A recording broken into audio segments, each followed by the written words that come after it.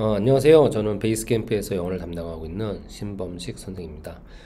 지금부터 2023학년도 2학기에 치러졌던 숭실고등학교 2학기 영어 기말 시험 문제를 갖다가 같이 분석하는 시간을 갖도록 하겠습니다. 일단 기본적으로는 숭실고등학교가 이제 주변에 있는 학교들과 마찬가지로 원칙적으로는 커뮤니케이션에 대한 능력, 커뮤니케이션 컴피턴스라고 하는 이 기본적인 영어 테스트를 하는 데 있어서 목표가 되는 그 커뮤니케이션에 대한 능력을 갖다가 측정하는 그런 시험 문제를 갖다가 유형별로 이렇게 잘 출제가 됐는데, 일단 이제 두드러진 이제 특징들이 이제 몇 가지 좀 보이고, 그리고 일단은 여러분들이 영어를 갖다가 공부하는 데 있어서 내신이라고 하는 것은 사실 영어 실력도 물론 필요하죠. 기본적으로 내가 어휘력이라든지 문법에 대한 정확한 개념이나 이 원리를 갖다 정확하게 알고 있어야 됩니다. 그거는 논란의 여지가 없죠. 근데 이제 이게 내신이다 보니까 저희가 이제 모의고사라든지 이런 시험들은 사실 범위가 없다 보니까 영어 같은 경우는 이제 평소에 학생들이 갖고 있는 객관적인 영어 실력을 갖다 테스트하는, 영어로 어느 정도 소통할 수 있는 능력을 갖다 테스트하는 시험이라면, 시험 범위가 있는 이런 숭실고등학교 2학년 2학기 이런 기말고사와 같이 시험 범위가 있는 범위 안에서 학생들의 변별력을 갖춰야 되고, 변별력을 갖다가 따져야 되고, 그리고 학생이 어느 정도 영어로 소통할 수 있는 능력이 있는지를 갖다가 확인하는 시험들이기 때문에 사실 영어적인 실력 플러스 알파가 필요한 거죠. 그 알파라고 하는 것은 결국 누가 더 성실하게 학교 시험과 관련해서 수업이나 여러 가지 교과 활동을 갖다가 누가 더 열심히 충실하게 했는지, 그런 것들을 갖다 따지는 시험이거든요. 그래서 좀 내가 영어적으로 어느 정도 능력을 갖추고 있다 해도 내신이기 때문에 주어진 그 시간 안에 최선을 다해서 준비를 하는, 그래서 100점을 받기 위해서는 사실 200% 정도의 100보다는 그 2배가 되는 양을 공부를 하셔야지 100점을 맞출 수 있다. 저는 그렇게 생각을 합니다. 그래서 학생들이 갖고 있는 경쟁력은 절대로 암기력이라든지 내가 다른 아이들보다 머리가 좋다든지 이런 게 아닙니다. 결국 저는 학생들이 갖고 있는 경쟁력은 학습 시간이라고 봐요. 물론 학습 시간이라는 게 이렇게 그냥 책상에 앉아있는 시간이 아니라 자기가 얼마만큼 집중해서 공부를 하고 있는지, 그 학습 시간의 그 양, 또 질, 이런 부분에 의해서 자기의 경쟁력이 결정되기 때문에 앞으로 좀 숭실고등학교 2학년 이 시험 특징을 갖다 분석한 이 동영상을 좀 보시고 앞으로 어떤 식으로 준비를 해야지 내가 원하는 등급의 점수를 맞을 수 있는지를 갖다가 좀 정확하게 파악을 했으면 좋겠습니다. 자, 좀 구체적으로 이제 들어가서 이야기를 해보겠게요. 자, 숭실고등학교 이제 영어 시험 같은 경우는 일단 전반적인 객관을 보면은 총점은 100점이고 객관식만 나옵니다. 주관식 서술형 이런 거 하나도 안 나오고, 문항수는 총 28문항으로 구성되어 있고, 이제 기말고사가 차지하고 있는 비중은 30%. 그러니까 숭실고등학교 2학년 같은 경우는 중간 기말이 다 30, 30이고, 그 다음에 수행평가가 40% 이렇게 이제 구성이 되어 있습니다. 자, 시험 범위는 교과서, YBM2라고 하는 그 교과서에서 1과와 3과가 있었고, 리딩마스터라고 하는 부교재가 3개 단원 들어갔고, 그 다음에 21학년도에 치러졌던 11월 모의고사 한 세트, 즉 28문항과, 그 다음에 특징이 이제 단어책, 워드마스터 하이퍼라고 하는 이 단어책에서 15개 단원이 시험 범위에 들어가서 이번 기말고사 시험 범위를 갖다가 구성하고 있었습니다. 다음에 좀 더 구체적으로 봤을 때, 이제 보시면 알겠지만, 이제 시험 문제 유형에서 보면은 어휘를 갖다가 이제 암기를 하셔야 되죠. 그죠? 워드마스터를 통해서 어휘를 암기를 하게 되는데 그 양이 상당히 많습니다. 그래서 보통 한 챕터당 한 40개 정도가 되는 이 양을 갖다가 15개 단원 정도가 되니까 400에서 500개 정도의 어휘를 갖다가 일단 암기를 해야 되는데, 물론 그 400에서 500개 되는 모든 단어를 암기하는 거 아니겠죠. 그래서 학생들마다 좀 약간의 능력의 차이가 있기 때문에, 그래서 평소에 어휘를 갖다가 좀 많이 평소에 좀 공부를 해 놓으실 필요가 있을 것 같고, 자, 그 다음에 어휘 추론, 수능형 문제로 나왔던 게 3문항 정도 나왔습니다. 그래서 이제 어휘와 관련된 문항이 굉장히 많이 비중 있게 차지를 하고 있는 걸 볼 수 있고, 그 다음에 어법과 관련된 수능형 문항이 2문항, 빈칸 추론이죠. 이제 빈칸 추론도 사실은 이건 간접쓰기 영역이기 때문에 어휘에 대한, 그러니까 좀 이따 제가 보여드리겠지만 실질적으로 학생들이 보고 공부했었던 그 내용과 같은 의미로 적혀 있는 걸 찾으셔야 돼요. 그 같은 의미로 적혀져 있는 걸 찾기 위해서는 뭐 동의어라든지 반의어 이런 내용들 또 저 글에 대한 전체적인 내용을 갖다가 이해를 하고 있어야 되기 때문에 빈칸 추론 문제가 상당히 좀 까다롭게 좀 출제가 된 것 같고, 그러니까 똑같이는 안 나옵니다. 그 다음 순서라든지 문장 삽입 같은 문항들이 순서가 한 문항, 문장 삽입 세 문항.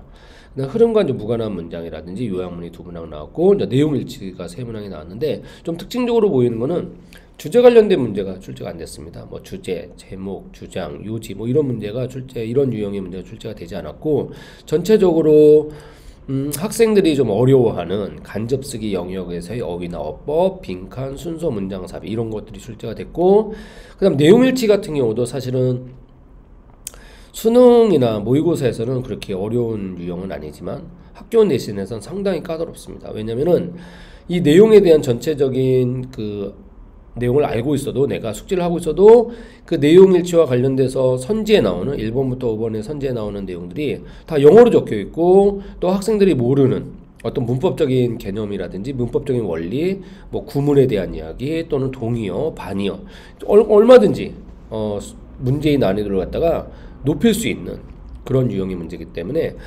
평소에 우리가 어휘라든지 문법에 대한 기본적인 원리나 개념들, 특히 좀 낯설게 보이는 이런 문장들을 갖다가 정확하게 해석할 수 있는 실력이 일단 기본적으로 깔려 있어야 됩니다. 그래서 이제 제가 이제 앞에서 말씀드린 이런 그 유형별에 따른 그걸 갖다 좀 총평을 해보면 일단은 교과서가 비중이 그렇게 많이 나오지 않는 것 같아요. 교과서 비중은 채 20%가 안 될 정도로 압도적인 그 비율을 차지하고 있는 것은 모의고사와 부교재입니다. 사실 모의고사하고 부교사가, 모의고사나 이제 부교재가 교과서보다는 좀 내용적으로 이해하기가 좀 어려운 부분들도 있고, 또 출제를 하는 데 있어도 조금 더 교과서에 비해서는 좀 용이하게 수능형으로 출제가 할 수 있기 때문에 좀 내용적으로나 그 다음에 어떤 이런 출제의 어떤 이런 편의성을 봤을 때 좀 더 그 교과서 이외의 범위가 거의 80% 넘게 출제가 됐고, 교과서는 채 20%가 안 될 정도로, 그래서 숭실고등학교는 이게 아마 1, 2학년 공통적으로 나오는 특징인 것 같습니다. 그래서 숭실고를 갖다가 준비하시고 숭실고에서 지금 1학년, 2학년 준비하시는 학생들은 뭐 대부분 다 알겠지만 절대적으로 이제 부교재라든지 모의고사에 대한 비중을 높인 상태에서 공부를 하셔야 된다. 두 번째는 이제 암기는, 이건 뭐 숭실고등학교뿐만이 아니라 모든 뭐 고등학교가 다 그렇습니다. 단순 암기는 절대 되지 않고, 글을 전체적으로 이해하고, 그리고 그 이해하는 것을 통해서 내가 알고 있는 어휘뿐만 아니라 교과서나 그 부교재에 나와 있는 어휘뿐만이 아니라 그 어휘와 관련돼서 뭐 동의어라든지 반의어, 또한 내가 알지 못하는 어떤 문법적인 내용들이 나왔을 때 그걸 갖다 정확하게 해석할 수 있는 해석력, 이런 것들이 절대적이다. 그 다음에 저 조금 전에도 보셨던 것처럼 문제 유형으로 봤을 때는 가장 높은 비율을 차지하는 게 어휘였어요. 어휘. 근데 이 어휘가 단순 어휘 문제는 아닙니다. 빈칸에 들어갈 뭐 어휘를 갖다 아래서 고르서 이런 정도의 수준의 문제가 아니라, 이 어휘를 구문하고 서로 연결을 시켜서 이 어휘가 문장에서 제대로 쓰이고 있는지, 제대로 쓰이고 있지 못한지를 갖다 파악할 수 있어야 되거든요. 그래서 이 어휘를 갖다가 구문과 같이 연결해서 출제를 하고 있다. 그래서 단순하게 암기를 통해서 어휘를 암기하는 것이 아니라 문장을 통해서 그 어휘의 쓰임이나 기능을 정확하게 알고 있어야 됩니다. 그리고 두 번째 이제 어법이죠. 그다음 빈칸 추론. 이 어휘와 어법과 빈칸 추론이 총 18문항이 나올 정도로 가장 많은 비중을 차지하고 있었고, 사실 이 어휘나 어법과 빈칸 추론이 뭐 수능이라든지 우리가 이제 어떤 문제 유형에서도 학생들이 가장 어려워하는, 그래서 좀 상위권에 맞는, 좀 상위권의 학생들이 어려워하는 유형들을 갖다가 주로 출제를 했다. 그래서 주제 관련된 문제들은 출제가 되지 않았습니다. 자, 그다음 이제 상위권 1, 2등급을 갖다가 나누는 이제 변별력으로서는 저는 이제 어휘력과 이제 구문인 것 같아요. 그러니까 학교에서 배웠던 기본적인 어떤 문법적인 내용이나 이제 구문들이 아니라 평소에 학생들이 알고 있어야 돼요. 수능을 준비하면서 평소에 알고 있어야 될 구문들.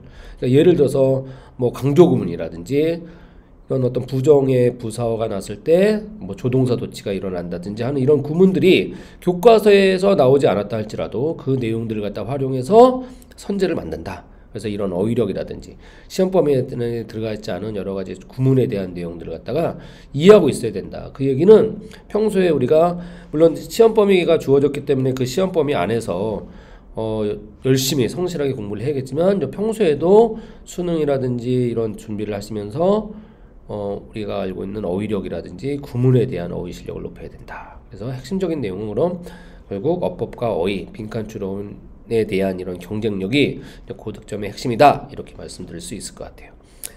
조금 더 이제 구체적으로 들어가서 이렇게 좀 보겠습니다. 이제 이게 이제 11월 모의고사에서 출제됐던 문제였는데 여기 같은 경우는 이게 원래 어휘 문제를 갖다가 그러니까 모의고사 즉 수능에서 어휘와 관련된 문제를 갖다가 그대로 어휘와 관련된 문제로 출제를 하셨어요. 그래서 여기는 그대로 있는 그대로의 단어가 출제가 된 경우도 있고 그 다음에 변형, 동요를 쓴 경우도 있고 그 다음에 학교에서 분명히 얘기를 했었을 겁니다. 그래서 이 틀린 표현을 갖다가 올바르게 고쳐서 쓴 표현도 있고 원래 맞는 표현을 갖다가 틀리게 출제를 했는데 전체적으로 봤을 때 여기에 지금 이게 원래 있었던 단어들이라든지 동의어로 표현된 단어들은 이 정도는 충분히 지금 고등학교 2학년 학생이라면 작년에 고등학교 2학년 학생이었다면 이 정도는 충분히 알고 있어야 됩니다. 그리고 이제 한 가지 제가 이제 말씀을 드리고 싶은 거는 요 단어 중에서 여기 요 retain이라는 요 단어가 있는 그대로 또 여기 convey라는 단어가 있는 그대로 요 두 개의 단어는 출제가 됐습니다. 근데 여기 같은 경우는 지금 그대로 이제 출제가 돼서 이거는 맞는 표현으로 나와 있는데 문제는 여기를 바꿀 수 있습니다. 여기를 요 able을 또는 여기 is를 갖다가 부정어로 바꿀 수 있어요. 그랬을 때는 이걸 그대로 써놓으면 틀린 표현이 됩니다. 그러니까 여기 able을 갖다 unable이라든지 여기를 갖다가 not을 쓴다든지 이랬을 때는 이 retain과 convey라는 표현이 틀리게 됩니다. 이런 유형의 문제들은 상당히 다른 학교에서도 출제가 많이 되고 있고 그래서 이런 부분들은 좀 조심을 하셔야 된다. 내가 공부를 했는데 내가 공부한 내용의 단어나 표현이 그대로 나왔다. 그럴 땐 반드시 요 문장 전체를 갖다 잘 보셔야 돼요. 아셨죠? 잘 보셔야지만이 이 단어의 쓰임이 맞는지 틀리는지를 파악할 수 있습니다. 단순 암기를 통해서는 절대로 안 됩니다. 절대로 안 됩니다. 네, 그래서 꼭 이 부분을 좀 잘 좀 기억을 해 주셨으면 좋겠습니다. 이렇게 이제 어휘 문제가 출제가 됐고, 이건 이제 빈칸 추론 문제였거든요. 빈칸 추론 문제였는데, 사실 이제 여기에는 이제 다른 표현을 갖다 이렇게 같은 의미의 이런 표현을 바꿨기 때문에 지금 보면 여기서 두드러지게 보는 게 subdued라는 이 표현이에요. 그러니까 이 표현이 사실은 학생들이 이 문장을 갖다가 공부하실 때는 없었던 표현입니다. 없었던 표현이기 때문에 사실 subdue 또는 subdued라는 이 표현을 갖다가 사실 아는 게 결국 이것이 맞는지 틀리는지를 갖다가 판단할 수 있거든요.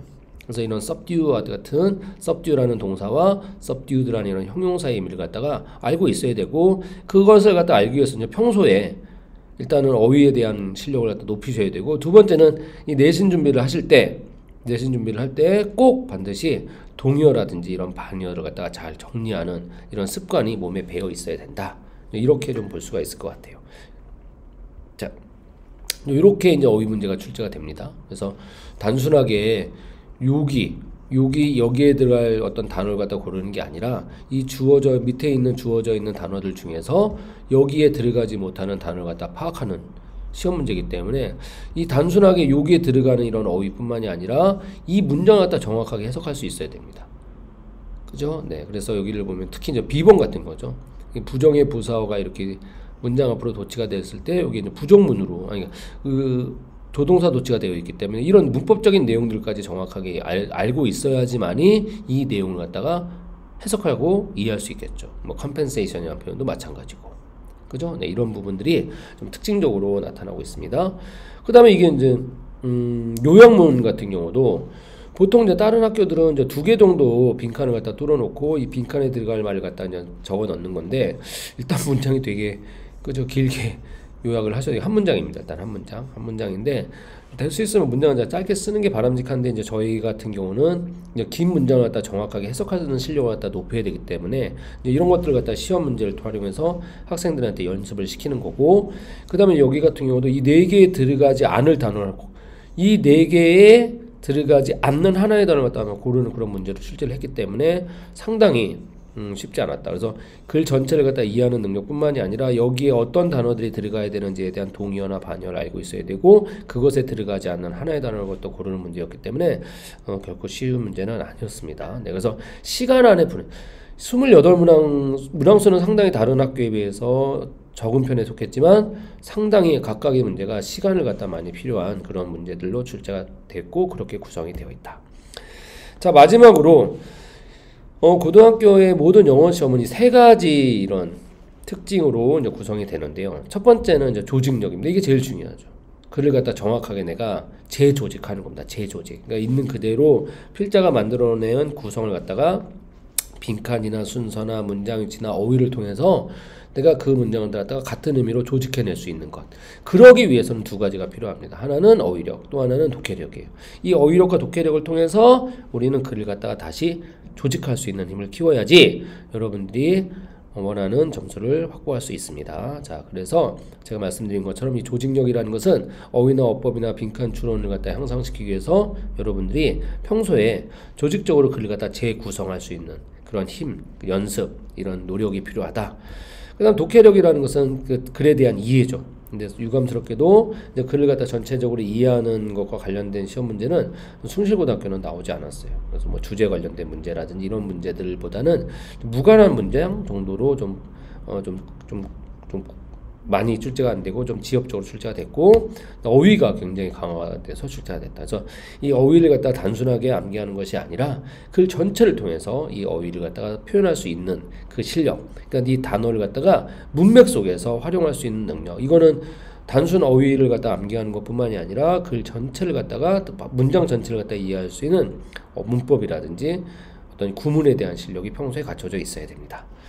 자, 이렇게 해가지고 이제 그 숭실고등학교 2학년 기말고사에 대한 시험 문제를 갖다 좀 분석해 봤는데요. 어찌됐든 중요한 거는 가장 기본인 거죠. 기본. 그러니까 누구나 똑같은 시간 동안 똑같은 범위 안에서 공부를 하고 있기 때문에 평소에 내가 어느 정도만큼 영어를 갖다 이해할 수 있는 능력이 있는지를 갖다 확보를 해야 되는 거죠. 확보. 그러니까 기본적으로 영어로 내가 글을 갖다 이해할 수 있는 어휘력과 구문에 대한 실력을 갖춰야 되고, 이제 여기에 이제 플러스 알파가 필요한 겁니다. 주어진 범위 안에서 어휘나 문법이나 빈칸에 대한 동의어라든지 반의어라든지 비유적인 표현이라든지 이런 것들을 갖다가 최대한 수업 시간에 또는 여러분 스스로가 정리를 해야지만이 이렇게 시간이 많이 걸리는 어휘가 중심이 되고 그다음 빈칸이 중심이 되는 이런 문제에서 경쟁력을 갖다가 확보할 수 있다. 이렇게 말씀을 드리면서 자, 이번 강의는 이렇게 마무리하도록 하겠습니다. 네. 들어주셔서 너무 감사하고 앞으로 여러분들 준비 잘해서 여러분들이 원하는 결과를 잘 받았으면 좋겠습니다. 네, 수고하셨습니다. 네.